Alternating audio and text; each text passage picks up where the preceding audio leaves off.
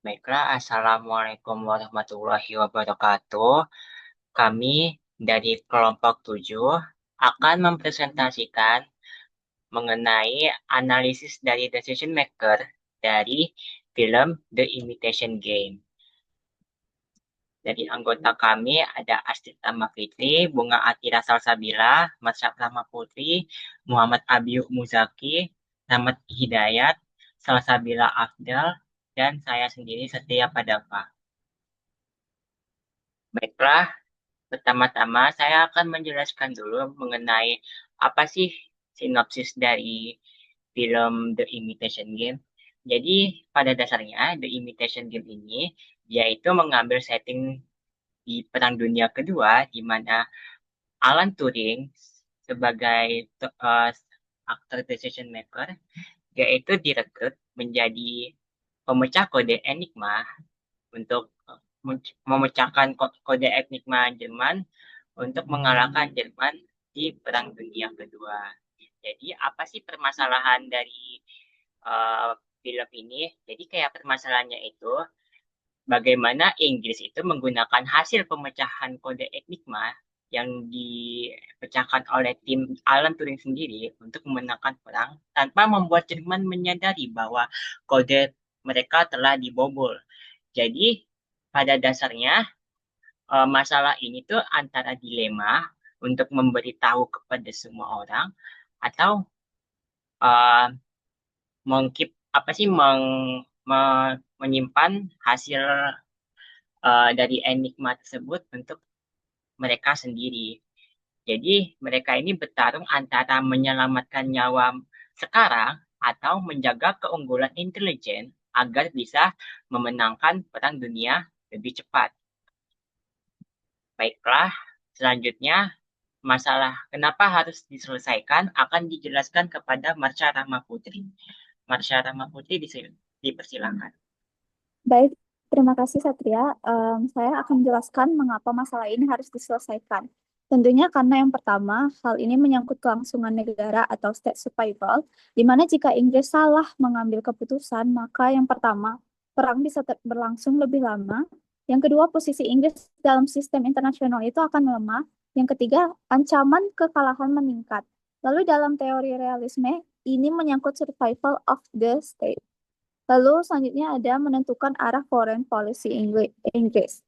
Keputusan terkait enigma ini bukan sekedar keputusan militer, namun juga akan menentukan hubungan Inggris dengan sekutu, menentukan peran Inggris dalam strategi global, kemudian menentukan posisi Inggris pasca perang. Di mana artinya keputusan ini adalah kebijakan luar negeri itu sendiri, bukan sekedar strategi teknis.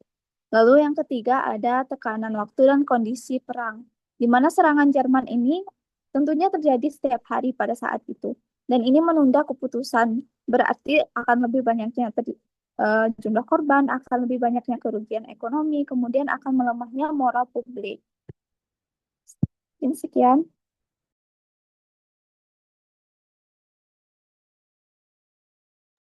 Baiklah, terima kasih kepada Marsha. Selanjutnya mengenai aktor-aktor dari The Imitation Game akan dijelaskan oleh Bunga Atira Salsabila. Kepada Bunga dipersilahkan. Oke, terima kasih Satria. Jadi sekarang saya akan membahas tentang aktor-aktor apa aja yang terlibat dalam proses pengambilan keputusan di Imitation Game ini. Yang pertama ada Alan Turing. Alan Turing ini dia itu dapat dikatakan sebagai pemimpin kelompok peneliti di tim HUT 8. Selain itu, Alan Turing ini juga dia tuh yang merancang mesin Christopher yang memecahkan kode Enigma dari Jerman dan juga penggagas model statistik untuk memilih pesan mana yang akan direspon. Nah, Alan Turing ini memiliki kepentingan profesional ilmiah. Dia itu ingin membuktikan bahwa mesin dan pendekatan yang dibuatnya itu sangat efektif serta dapat menyelesaikan teka-teki Enigma sebagai masalah global. Selain itu, Turing juga menjadi salah satu orang yang mendorong pendekatan rasional jangka panjang, yaitu untuk mengorbankan beberapa konvoi untuk diserang oleh Jerman supaya Jerman tidak menyadari bahwa mereka telah berhasil memecahkan kode Enigma dari dari musuh. Selanjutnya, Turing ini dapat dikatakan sebagai policy entrepreneur di level birokrasi teknis yang mengubah cara negara menggunakan intelijen dalam perang. Lalu aktor yang kedua adalah Joan Clark, yang mana Joan ini merupakan mitra intelektual Turing di HUT-8 yang memiliki peran sebagai penengah dalam tim ketika keputusan teknokratis seperti mengorbankan konvoi ini bertabrakan dengan nilai kemanusiaan. Oke, selanjutnya anggota tim HUT-8 yaitu uh, ada Peter Hilton, Hugh Alexander, dan John. Nah, jadi mereka tuh yang ikut memecahkan sandi Enigma dan menjadi bagian dari forum diskusi ketika Intel harus digunakan atau tidak. Nah, jadi Peter Hilton ini dia memiliki kepentingan personal emosional karena saudaranya itu ada di kapal yang menjadi target serangan U-boat, sehingga menuntut tindakan segera. Hal ini nih menggambarkan benturan antara kepentingan individu dan juga kalkulasi strategis negara. Sedangkan John Kirk sedangkan John dalam film ini dia digambarkan sebagai simpatisan Uni Soviet dan agen ganda, sehingga punya agenda ideologi sendiri yang berbeda dari kepentingan Inggris sebagai satu aktor tunggal.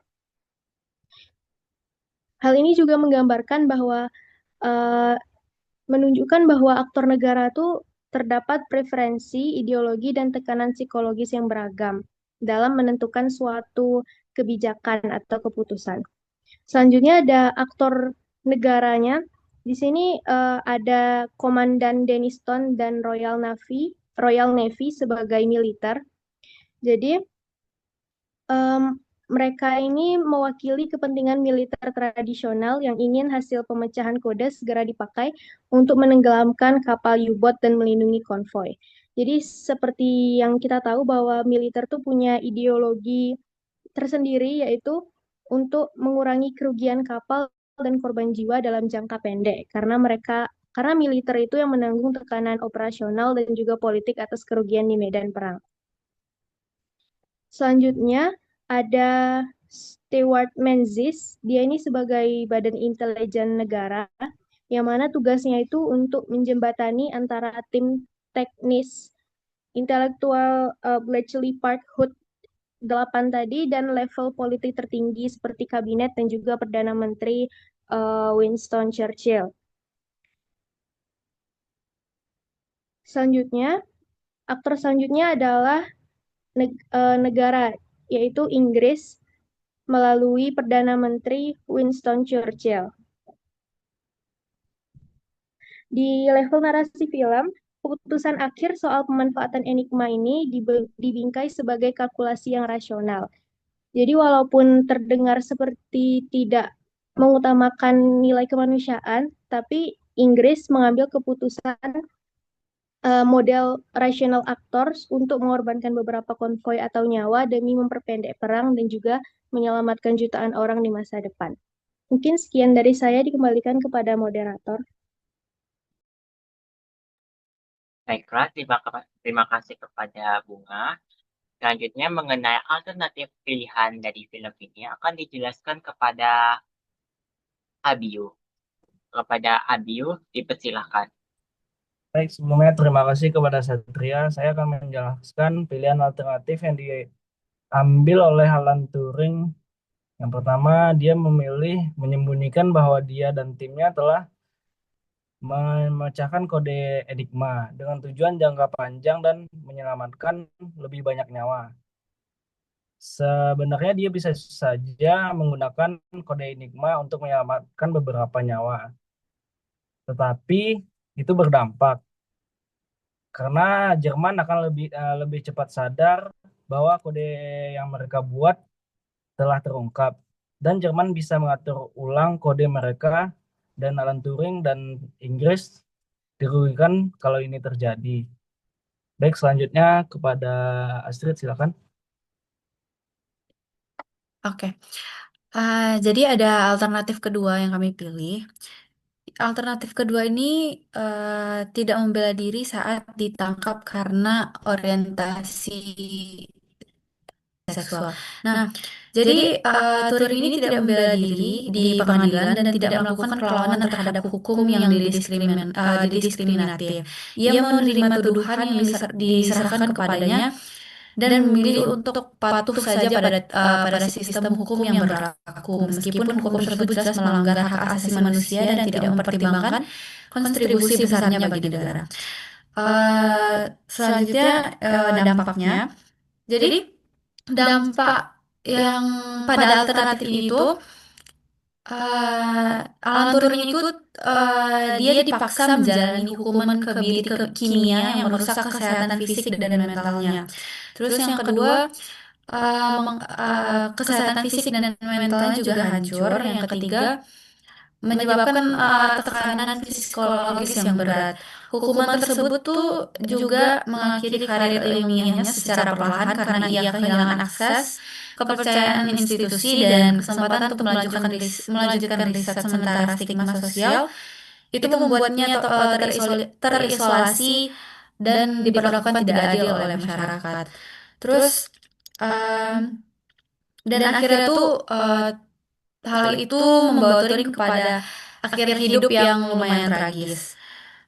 Sekaligus juga menjadi simbol kegagalan negara dalam melindungi hak asasi manusia bagi warganya sendiri. Baiklah, terima kasih kepada Asri.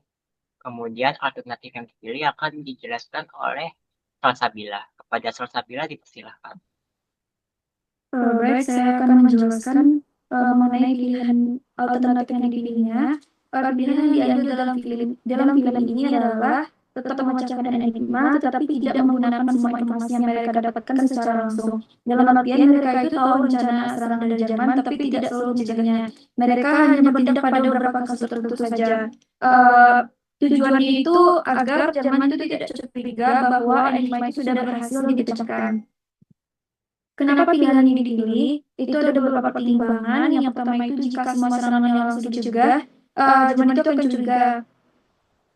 Dan Jerman akan sadar kodenya bocor, mereka akan mengganti mesin atau sandi baru, seluruh kerja tim Turingnya menjadi sia-sia. Lalu yang kedua adalah strategi jangka panjang lebih penting daripada kemenangan yang cepat. Dengan merahasiakan keberhasilan memecahkan enigma, Inggris itu bisa membaca pesan musuh itu setiap hari.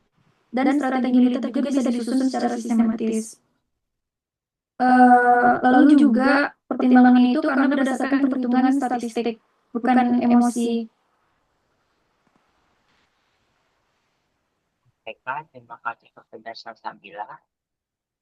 Selanjutnya mengenai implementasi kebijakan, ini merupakan teks dari Muhammad Ahmad Hidayat. Jelaskan implementasi foreign policy pada filem ini. Filem ini menunjukkan bagaimana foreign policy Inggris melibatkan pembagian rahasia teknologi dan informasi dengan AS. Contohnya kerjasama Turing dengan agen AS untuk mempercepat dekripsi enigma. Terus strategi rahasia dan diplomasi. Implementasi melalui operasi rahasia dengan menyembunyikan proyek untuk menghindari kebocoran. Dampak pada operasi militer ini, dekripsi enigma memungkinkan sekutu untuk mengantisipasi serangan Jerman mempercepat kemenangan di Eropa. Terus pada perspektif HI dalam realisme national interest based on perspektif bisa dilihat di mana international system anarki dapat dikontrol dengan melakukan kerjasama. Terus dalam pandangan liberalisme, film mengilustrasikan interdependensi keberhasilan Inggris bergantung pada dukungan AS dengan adanya kolaborasi global melalui traktat seperti Land-Lease Act tahun 1941. Sedangkan menurut konstruktivisme, konstruksi sosial berupa identitas, norma, dan ide yang membentuk makna dari setiap keputusan. Inggris mengonstruksi dirinya sebagai pelindung melawan demokrasi Nazi sehingga memilih menjaga kerahasiaan hasil dekripsi enigma meskipun harus membiarkan sebagian serangan terjadi. Norma rahasia ini lebih dominan daripada kepentingan material pada jangka pendek. Sekian, terima kasih. Assalamualaikum warahmatullahi wabarakatuh. Baiklah, kesimpulannya yaitu pilihan Inggris menjaga kerahasiaan hasil enigma merupakan bentuk implementasi kebijakan luar negeri yang berlandaskan konstruksi sosial tentang identitas, norma, dan kepercayaan. Jadi, dalam berbagai informasi dengan Amerika dan Uni Soviet mencerminkan bahwa diplomasi yang dijalankan bukan hanya sebagai persetujuan normal, melainkan sebagai konstruksi kepercayaan dan identitas hukum. Baiklah, sekian dari kelompok kami. Terima kasih sudah menyimak. Kami ucapkan Assalamualaikum warahmatullahi wabarakatuh.